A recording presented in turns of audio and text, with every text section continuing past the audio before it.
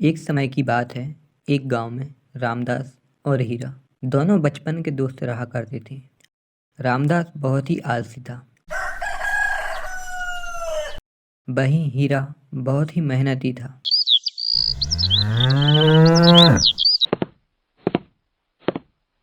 अरे बेटा हीरा, कहाँ जा रहे हो?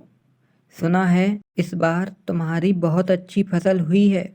हाँ रामू काका, इस बार 5 एकड़ में पूरे 200 अनाज की बोरियां निकली हैं। ये तो बहुत अच्छी बात है बेटा। अच्छा काका, अब मैं चलता हूँ। मुझे अनाज भी बेचने जाना है। थोड़ी देर बाद रामदास अपने खेत जा रहा होता है। अरे बेटा रामदास, कहाँ जा रहे हो? इस बार की फसल का क्या हुआ तुम्हारे? काका, इस बार 5 एकड़ में पूरे 100 बोरी अनाज निकला है। बस इतने ही बेटा? तुम्हारा दोस्त हीरा ने तो 5 एकड़ में पूरे 200 अनाज की बोरियां उगाई हैं। क्या कहा, 200 अनाज की बोरियां? मुझे इस बारे में कुछ नहीं पता काका। अच्छा काका, अब मैं चलता हूँ, मुझे खेत भी जाना है।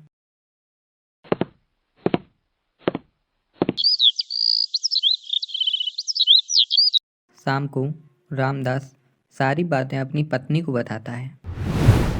मुझे पता है आपके खेत में 100 बोरियां कम क्यों निकली, क्योंकि आप एक नंबर के आलसी हो जी। 4 दिन में एक बार तो काम पर जाते हो आप। अरे भाग्यवान, इसमें मेरी क्या गलती है बताओ? मुझसे जितना हो पाता है मैं उतना काम करता हूँ। अच्छा ठीक है जी, अब जो मैं कहती हूँ वो करो।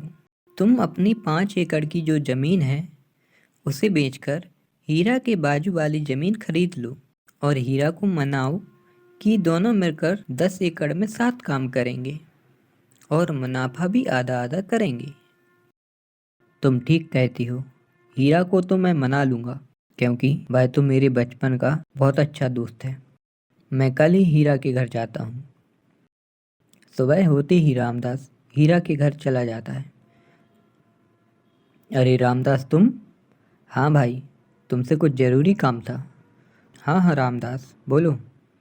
हीरा, मैं बहुत समय से यह सोच रहा हूँ कि क्यों ना मैं अपनी ज़मीन बेचकर तुम्हारे बगल वाली ज़मीन खरीद लूँ।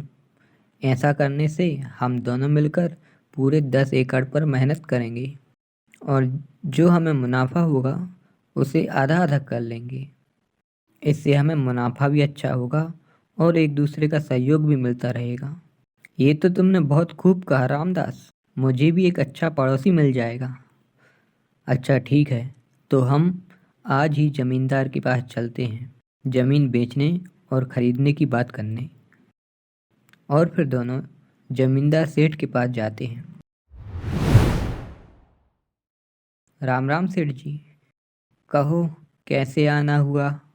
सेठ जी, मुझे आपकी 5 एकड़ की ज़मीन जो हीरा के बगल में है वह खरीदनी है और जो मेरी 5 एकड़ की ज़मीन है वह बेचनी है। अच्छा ठीक है, लेकिन मुझे 10,000 रुपये अलग से देने होंगे। ये क्या सेठ जी, मैं अपनी 5 एकड़ की ज़मीन तो दे रहा हूँ आपको। तो क्या हुआ रामदास, देखो यदि तुमको ज़मीन खरीदना है तो मुझे 10,000 रुपये देने पड़ेंगे, नहीं तो जाने दो। अरे नहीं नहीं सेठ जी, मैं आपको पैसे देने के लिए तैयार हूँ। और फिर रामदास सेठ को 10,000 रुपये देकर वह ज़मीन अपने नाम करवा लेता है। कुछ दिन बीतने के बाद, अरे रामदास भाई, कल से हमें खेतों में हल चलाने चलना पड़ेगा, इसलिए कल सुबह तैयार रहना। रामदास सोचने लगता है, अरे बाप रे, हल चलाने में तो मेरी हालत खराब हो जाएगी। ऐसा करता हूँ, कोई बहाना बना देता हूँ। हाँ, ये ठीक रहेगा। अरे भाई हीरा, मैं तो तुमको बताना ही भूल गया। आज ही मेरे ससुर का देहांत हो गया है, इसलिए मुझे अभी कुछ दिनों के लिए दूसरे गांव जाना होगा। कोई बात नहीं रामदास, होनी को भला कौन टाल सकता है। ऐसा करता हूँ, मैं अकेले ही खेतों में काम करने चला जाता हूँ।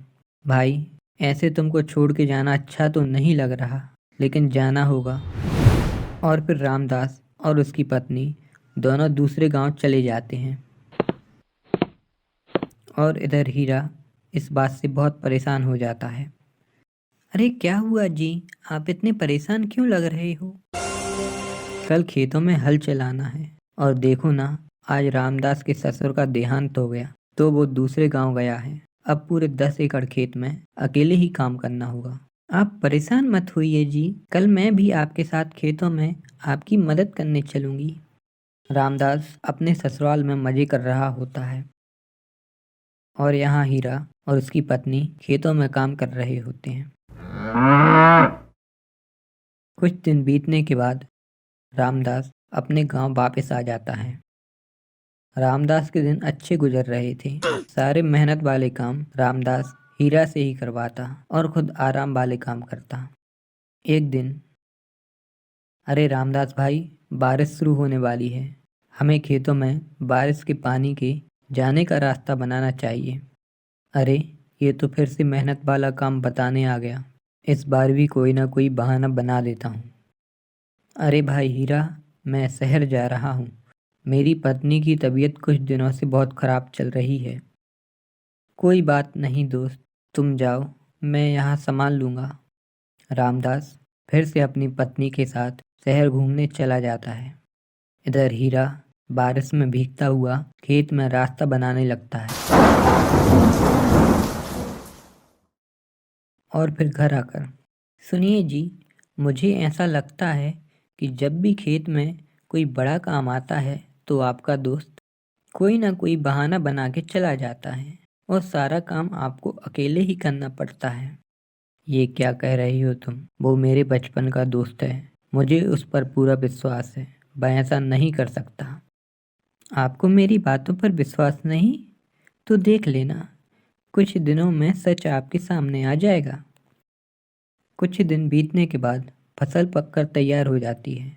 अरे भाई हीरा, हमारी फसल देखो पककर तैयार हो गई है, आज हमें इसकी कटाई करनी है। हाँ भाई, लेकिन मुझे शाम को शादी में जाना है अपनी पत्नी के साथ। हाँ तो ठीक है, शाम को चले जाना फसल काटने के बाद, ताकि हम कल फसल को मंडी में बेच सकें। अच्छा ठीक है भाई रामदास।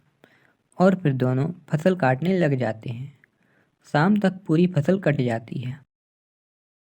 अच्छा रामदास, अब मैं चलता हूँ, तुम ये अनाज की बोरी अपने घर ले जाना, हम कल इसे मंडी में जाकर बेच देंगे। अरे भाई हीरा, जब मुझे काम रहता था तो तुम काम करते थे, आज जब तुमको काम है तो मैं क्यों नहीं करूँगा भला। तुम बेफिक्र होकर अपनी पत्नी के साथ जाओ। और फिर हीरा अपनी पत्नी के साथ शादी में चला जाता है और रामदास सारी अनाज की बोरियां बैलगाड़ी में रखकर अपने घर के बाहर ले जाता है और अपनी पत्नी को सारी कहानी बताता है।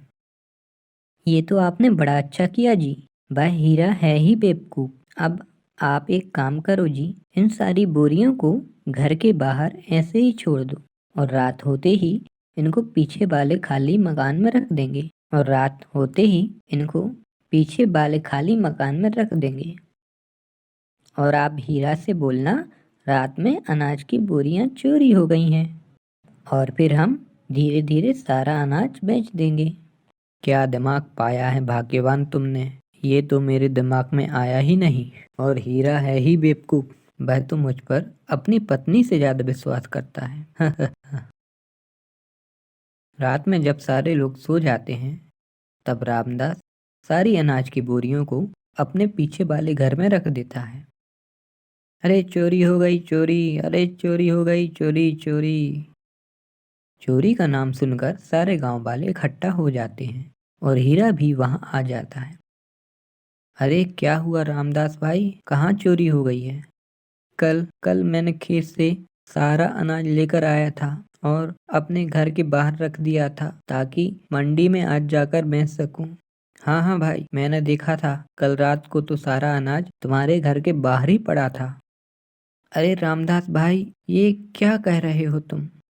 हमारे इतने दिनों की मेहनत को कोई चुरा कर ले गया। हाँ हीरा, अब हम कर भी क्या सकते हैं भला, आजकल इस गांव में चोरियां बहुत होने लगी हैं। हीरा उदास होकर अपने घर लौट आता है। देख लो जी, मैंने आपको पहले ही कहा था, मुझे आपके दोस्त पर कोई भरोसा नहीं। अब आपने देख ली अपने दोस्त की करतूत। हाँ, तुम सही बोल रही थी। मुझे तुम्हारी बात का विश्वास करना चाहिए था। अब उदास मत हो जी, अगली फसल लगने में अभी बहुत टाइम है। आप ऐसा क्यों नहीं करते, अपने आंगन में ही सब्जियां उगाना चालू कर दो और उनको बाजार में बेच दिया करना, जिससे हमारा गुजारा हो जाएगा। तुम बिल्कुल ठीक कह रही हो, मैं कल से ही सब्जियां उगाना चालू कर देता हूँ। अगले दिन हीरा अपने आंगन में सब्जी उगाने के लिए मिट्टी खोद रहा होता है, तो उसको एक सोने का घड़ा मिलता है, जिसको देखकर हीरा बहुत खुश हो जाता है और अपनी पत्नी को बताता है, देखो भाग्यवान देखो, यदि ये सब ना हुआ होता तो हमें ये घड़ा कभी नहीं मिलता। और उधर जब रामदास और उसकी पत्नी अनाज को बेचने के लिए पीछे वाले मकान में जाते हैं तो देखते हैं कि इस अनाज की सारी बोरियां चूहों ने बर्बाद कर दी। हे भगवान, ये क्या हो गया, हम तो बर्बाद हो गए। इससे तो अच्छा था कि हम इस फसल को उसी दिन बेच आते।